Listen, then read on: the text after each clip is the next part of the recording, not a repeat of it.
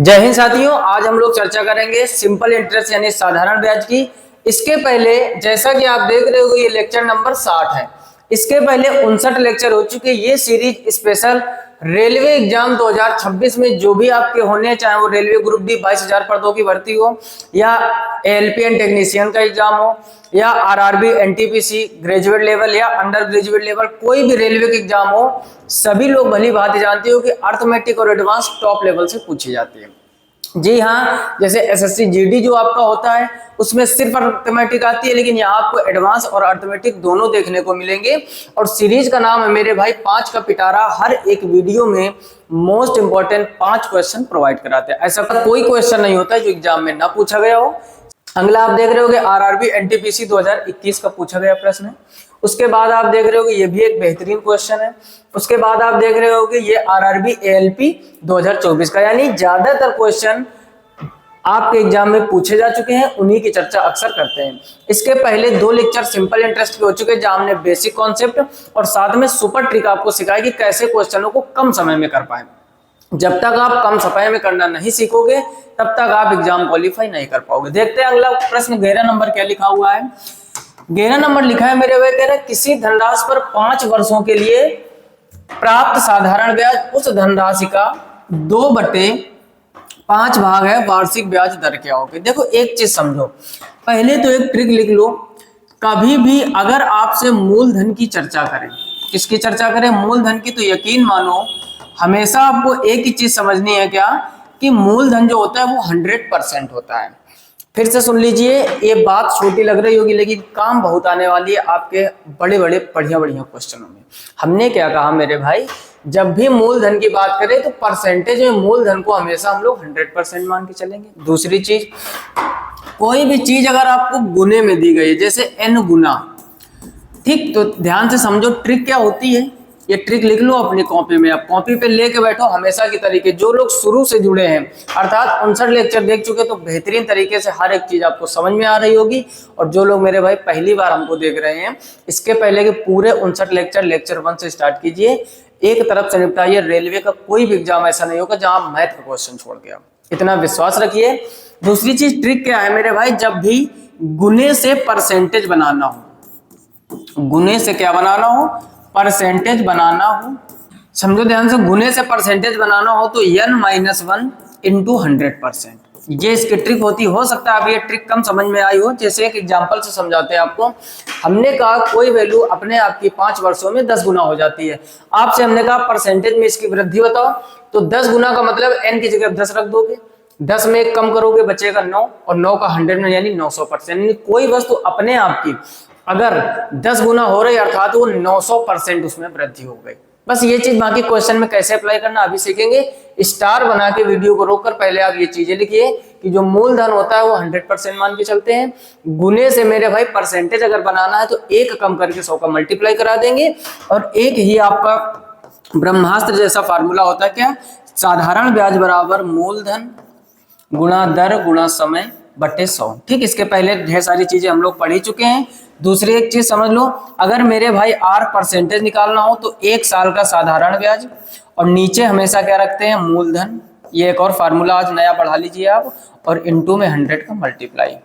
ठीक, अगर आपको मेरे भाई दर निकालनी हो, मूलधन और 1 साल का अगर ब्याज आपको पता चल जाए तो 1 साल का ब्याज जो भी होगा उसको ऊपर रखेंगे, नीचे हमेशा मूलधन रखेंगे, और 100 का मल्टीप्लाई, उससे हमारा क्या आ जाएगा, परसेंटेज, जितने भी ब्याज की दर उसमें लग रही होगी। ठीक है, छोटी छोटी चीजें हैं, बाकी जैसा प्रश्न होता जाएगा वैसी चीजें हम नोट करते जाएंगे। फिलहाल में इसको रफ कर लेते हैं, आप हर एक चीज को नोट कर लीजिए, और अब आगे प्रश्न को पढ़ो, फटाफट से निपटाने का प्रयास करो। प्रश्न लिखा हुआ है मेरे भाई, किसी धनराशि पर 5 वर्षों के लिए प्राप्त साधारण ब्याज उस धनराशि का क्या है, 2/5 है, वार्षिक ब्याज ज्ञात कीजिए। अब देखो ध्यान से समझो, एक चीज समझो, 5 वर्षों का, ठीक, 5 वर्षों का कितना है, 2/5 है, ये है आपका साधारण ब्याज।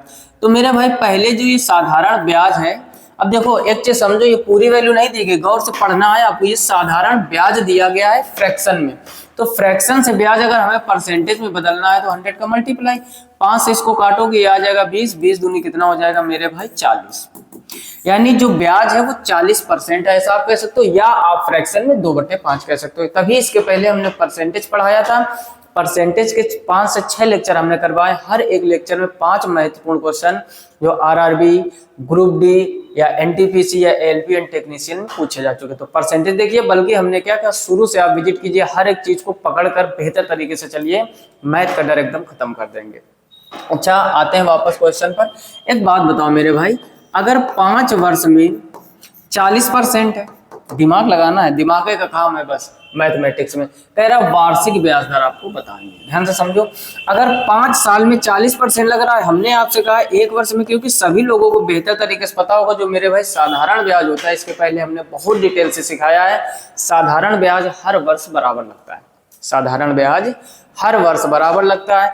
अर्थात कहने का मतलब मेरे भाई ये हुआ कि 5 वर्ष में अगर 40% है तो 1 वर्ष में 5 8 40, तो 1 वर्ष में मेरे भाई कितना लगा होगा, 8%। Option D will be right answer. बोलो किसी भी प्रकार की कोई समस्या?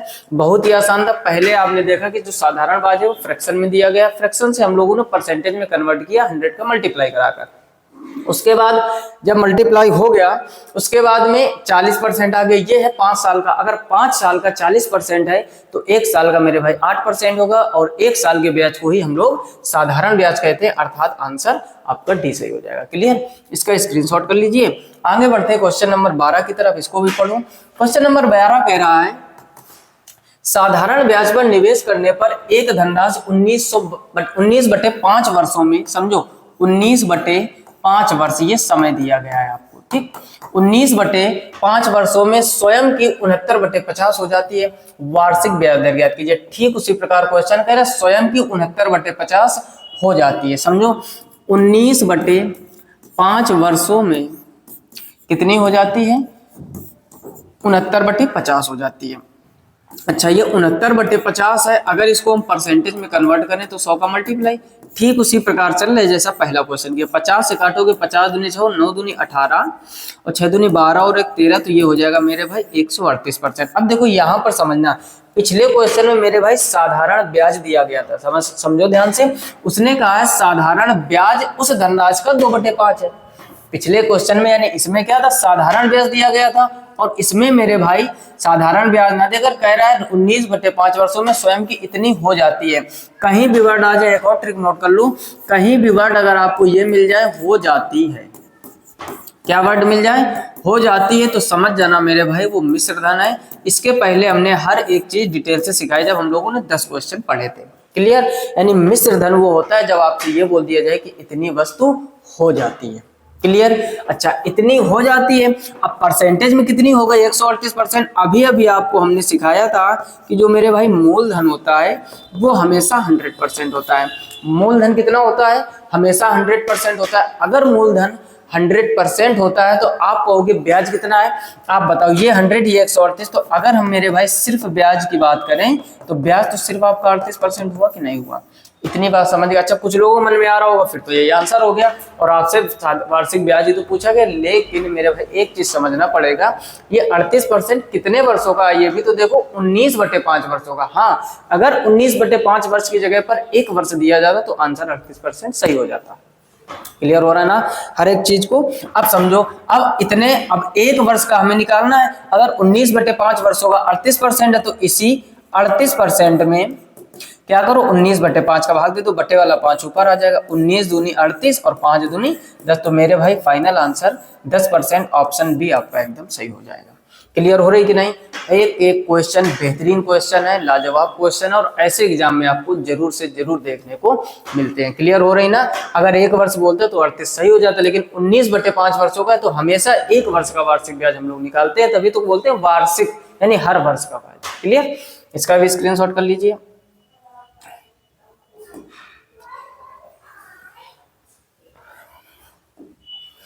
आगे देखिए क्वेश्चन नंबर 13, इसको भी पढ़ूं। क्वेश्चन नंबर 13 आपका पूछा गया है एग्जाम में, कह रहा है 6.25%, 6.25% वार्षिक साधारण ब्याज की दर से कोई धनराशि कितने वर्षों में स्वयं की दोगुनी। अब समझो यहीं पर, अभी जो आपको हमने ट्रिक दिखाई थी ना, स्वयं की दोगुनी। अब देखो दो गुनी हमने क्या कहा था, गुने से परसेंटेज यदि निकालना है मेरे भाई तो 2 में 1 कम करके और 100 का मल्टीप्लाई कर दो, तो आपका जो परसेंटेज में वैल्यू हो जाएगी वो हो जाएगी 100%। क्लियर। अच्छा कुछ लोग बेसिक से करते होंगे, तो बेसिक से तो आप ऐसे करोगे, 2 गुना कह रहा है, 2 गुना परसेंटेज निकालने के लिए हमेशा 100 का मल्टीप्लाई, तो ये हो जाएगा 200%। हमने आपको सिखाया मेरे भाई कि जो मूलधन होता है वो हमेशा 100% होता है, तो अगर इसमें मूलधन 100% है तो ब्याज कितना होगा, तो आप कहोगे 100 उसी में कम कर दो तो 100% ब्याज होगा, वही चीज तो ये डायरेक्ट निकालते हैं। तो हमने आपसे क्या कहा, जब भी ऐसा क्वेश्चन है गुना वगैरह आपको दिया जाए तो 1 कम करके 100 का मल्टीप्लाई कर दो, डायरेक्ट ब्याज आ जाता है। ज्यादा माथापच्ची करने की जरूरत नहीं कि आप हर एक चीज को बिल्कुल बेसिक से लगा रहे हो। अच्छा अब करना क्या है, कह रहा है तो कह रहा है कितने वर्षों में स्वयं की दोगुनी हो जाएगा। अच्छा टाइम आपसे पूछा जा रहा है, तो देखो ट्रिक क्या होती है, जब आपसे मेरे भाई टाइम पूछे तो जो भी आपका ब्याज होता है, ब्याज में आप परसेंटेज का भाग दे दो, समझो ब्याज को। यहाँ पर 100% वैल्यू निकल गया है, इसको ऊपर रखना है, और जो भी आपको दिया गया है वार्षिक साधारण ब्याज, वार्षिक जो साधारण ब्याज होता है उसमें आपको भाग दे देना जब समय निकालना हो। क्लियर। अच्छा कभी कभार समय देता है, ब्याज दर पूछता है तो ब्याज दर इधर कर देते हैं, समय नीचे कर देते हैं, दोनों का सेम कॉन्सेप्ट होता है। तो अगर मेरे भाई हमको टाइम निकालना है तो ये 2 अंक से दशमलव हटाओगे तो डबल जीरो और बढ़ जाएंगे, है ना। अब क्या करोगे, 25 के पाड़े से काटोगे, 25 चौको 100, 25 से इसको काटोगे तो 25 से बार में कटेगा, है ना। और फिर 25 से इसको काटोगे तो फिर आ जाएगा परसेंटेज से परसेंटेज, तो 4 चौको 16 वर्ष, अर्थात मेरे भाई 16 वर्षों में भाई स्वयं की दोगुनी हो जाएगी। ऑप्शन सी आपका एकदम सही हो जाएगा, है ना। ऐसे ही क्वेश्चन बड़ी आसानी से निपटाने हैं, हर एक क्वेश्चन को बेसिक से अप्लाई नहीं करना। फिर से समझ लो ये क्या है, अगर समय पूछा जाए तो भाई साहब ब्याज दर का भाग दे दो, और अगर ब्याज दर पूछी जाए तो समय का भाग दे दो, यही पुराना नियम हमारा चल रहा है। क्लियर। फिलहाल में इसका स्क्रीनशॉट कर लीजिए, आगे देखते हैं क्वेश्चन नंबर 14। पढ़ो, कह रहा है एक धनराशि वार्षिक साधारण ब्याज की दर पर 16 वर्षों में 7 गुना हो जाती है। इस बार देखो मेरे भाई आपको टाइम दिया गया है कितना, 16 वर्ष। 16 वर्षों में कितने गुना हो जाती है, तो उसमें बोला क्या 7 गुना हो जाती है। अच्छा हमने कहा था प्रतिशत में निकालने के लिए क्या करोगे, उसी में 1 कम करके 100 का मल्टीप्लाई कर दोगे, है ना। तो परसेंटेज में जो आ जाएगा वो हो जाएगा 600%। बोलो बात समझ में आई कि नहीं। अरे यार अब मन में कैलकुलेट करना सीखो, चीजें कठिन है क्या। 7 गुना कह रहा है, 7 गुना का मतलब हो गया 7 में 1 कम कर दोगे 6, 100 को गुणा कराओगे 600%। अच्छा आपसे पूछ रहा है, कह रहा है उसकी ब्याज दर क्या होगी। अभी अभी आपको हमने कहा जब आपसे ब्याज दर पूछा जाए, क्या पूछा जाए मेरे भाई, ब्याज दर, तो जो भी आपका परसेंटेज में वैल्यू आई उसमें 100 समय का भाग दे दो। समय कितना है 16, 16 का इसमें भाग दे दो बस, तो कितना हो जाएगा 16 चौको 64 ज्यादा होगा, 16 3 48, 49 50, यानी बचा 12, 120 हो गया। 16 8 128 ज्यादा हो जाएगा, तो 16 7 कितना होता है 112, 8 बचेगा, 16 × 5 80, तो 37.5%। ऑप्शन डी आपका एकदम सही हो जाएगा। क्लियर। इस तरीके के क्वेश्चन बहुत आसान होते हैं। फिर से समझ लीजिए, जब भी गुना दिया जाए मेरे भाई 1 कम कर दो, 100 का मल्टीप्लाई कर दो, वो डायरेक्ट आपका परसेंटेज में वैल्यू आ जाएगी। जो भी आपका मिश्रधन या जो भी हो रहा होगा, जैसे उसने कहा 7 गुना हो जाते तो हमने परसेंटेज में बना लिया कि वो 600% हो जाएगी।